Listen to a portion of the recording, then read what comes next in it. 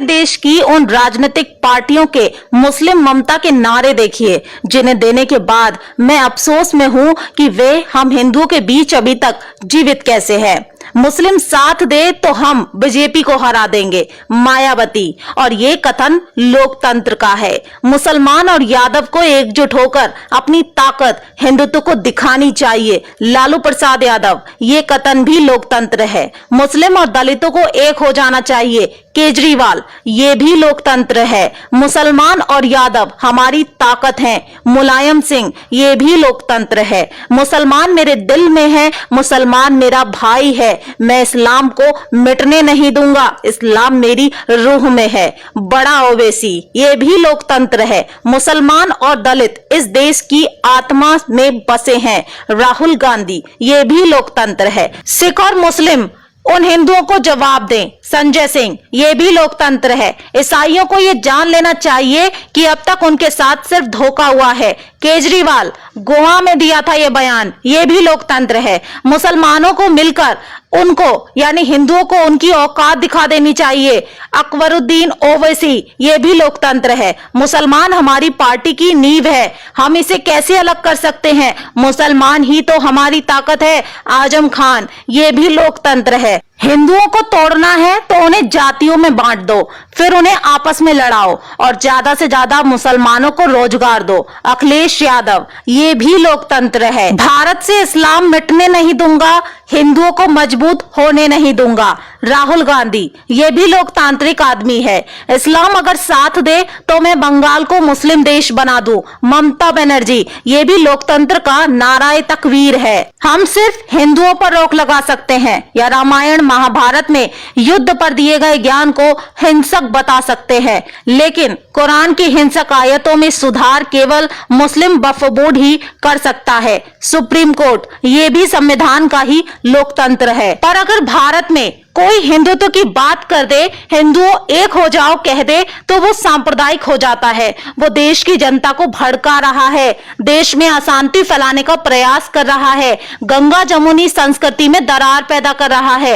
वर्तमान परिस्थिति में हमारे देश में हिंदुत्व की बात करना एक सांप्रदायिकता कहलाता है। सांप्रदायिकता और देश में तनाव फैलाने की कोशिश माना जाता है। बाकी कोई कुछ भी कह ले, सब कुछ लोकतंत्र है। लेकिन विश्वास कीजिए दोस्तों, अगर हम हिंदुत्व को बनाए रखना चाहते हैं तो हिंदुओं को एकजुट और एक मत होकर रहना ही होगा। तुम योग का विरोध करते हो, वो विश्व को योग करवाता है। तुम अपने परिवार की मूर्तियां बनवाते हो, वो छत्रपति शिवाजी महाराज और सरदार वल्लभ भाई पटेल की मूर्तियां बनवाता है। तुम हज हाउस और जुम्मे की छुट्टियां और हज सब्सिडी घोषित करते हो, वो चार धाम को जोड़ने वाली सड़कें बनवाता है। तुम इफ्तार की पार्टियां उन मुसलमानों को देते हो, वो राष्ट्रपति भवन में हवन करवाता है। तुम तुष्टिकरण करते हो, वो विकास की राह दिखाता है। तुम जातिवाद फैलाते हो, वो हिंदुत्व का स्वाभिमान जगाता है। तुम उसकी राह में कीचड़ फैलाते हो, वो कीचड़ में भी कमल खिलाता है। अब एक तुलनात्मक अध्ययन दोस्तों आप देखिए कि भारत का अन्य देशों के साथ रिश्ता कैसा है। दोस्तों, एक समय था कि अफगानिस्तान में बौद्ध मंदिरों को तोपों से उड़ा दिया गया था और आज वहां के राष्ट्रपति हमारे देश के इतने पक्के मित्र हैं कि हमारे देश पे आतंकवादी हमला हुआ तो उन्होंने दक्षेश सम्मेलन में पाकिस्तान जाने से साफ इनकार कर दिया। एक समय था जब ईरान हमारी एक नहीं सुनता था, आज उन्होंने भारत को चाबार बंदरगाह बनाने और ईरान में अपनी फौजें रखने की इजाजत दे दी है। एक समय था कि नॉर्थ ईस्ट में टेररिस्ट हमला करके म्यांमार भाग जाया करते थे, आज वहां की सरकार के सहयोग से इंडियन आर्मी ने वहीं जाके उनके टेररिस्ट कैंप को तबाह कर दिया। एक समय था जब खाड़ी देश पाकिस्तान का साथ दिया करते थे। दाऊद वर्षों तक दुबई में शरण ले रखा था, आज सऊदी अरब ने दाऊद की संपत्ति ही जब्त कर ली है और पाकिस्तान से मुंह फेर लिया है। एक समय था जब खाड़ी देश भारत को कमजोर और गरीब समझते थे, आज अचानक ऐसा क्या हुआ जो उन्होंने भारत के पीएम के आगमन पे अपने यहाँ पहला हिंदू मंदिर बनाने के लिए जमीन दे डाली। आज अचानक क्या हुआ जो बुर्ज खलीफा तिरंगे में रंगा दिखने लगा। आज अचानक क्या हुआ जो हमारी 26 जनवरी की परेड में यूएई का फौजी दस्ता शामिल हुआ था? आज अचानक क्या हुआ जो भारत में इतनी हिम्मत आ गई कि चीन के अरुणाचल के बॉर्डर में सड़कें बना डाली, हवाई पट्टी बना डाली, 100 मिसाइल भी तैनात कर दी और 118 से ज्यादा टैंक की डिवीजन पोस्ट कर डाली? आज अचानक ऐसा क्या हुआ जो यूएसए के नवनिर्वाचित प्रेसिडेंट ने सबसे पहले भारत के पीएम को फोन करके उनका आभार व्यक्त किया? आज अचानक ऐसा क्या हुआ दोस्तों जो ऑस्ट्रेलिया इंडिया को यूरेनियम देने को राजी हो गया? आज अचानक जापान ने इंडिया के साथ युद्धाभ्यास कैसे कर लिया?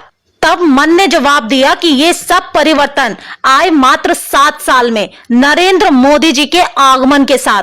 अब मेरा आप सबसे एक प्रश्न है, क्या भारत में नरेंद्र मोदी के अलावा वर्तमान नेताओं जैसे राहुल, लालू, मुलायम, अखिलेश, पिंकी, सोनिया, ममता बनर्जी, केजरीवाल, ओवैसी आदि में कोई ऐसा नेता है इस कैलिबर का जो इस प्रकार विश्व को झुका ले? इसीलिए बंधुओं, अब फैसला आपको करना है कि घर में ही युद्ध करने वाले चाहिए या घर द्वार त्याग कर मातृभूमि को समर्पित योगी मोदी जैसे ओजस्वी व्यक्ति चाहिए। हर बात लाउड स्पीकर से नहीं बताई जा सकती। दोस्तों, कुछ देश हित की बातों को मेरी वीडियो के माध्यम से सुना और समझा करो। देश और हिंदुत्व को बनाए रखना है तो वीडियो को खुद तक सीमित मत रखिए, बल्कि ऐसी जनहित वीडियो को शेयर किया कीजिए ताकि हिंदू जागे और सच में अपनी आंखों से देखे। वीडियो को अपने दोस्तों पर शेयर करके सांस्कृतिक, धार्मिक विश्वास की सेवा करे। कमल को वोट बकवास के लिए नहीं बल्कि विश्वास और विकास के लिए देना है। सोच लीजिए, इस समय भारत में यदि विकास और हिंदू राष्ट्र नहीं बना तो कोई पार्टी नहीं है भारत में जो हिंदुओं और भारत के लिए सोचने वाली है।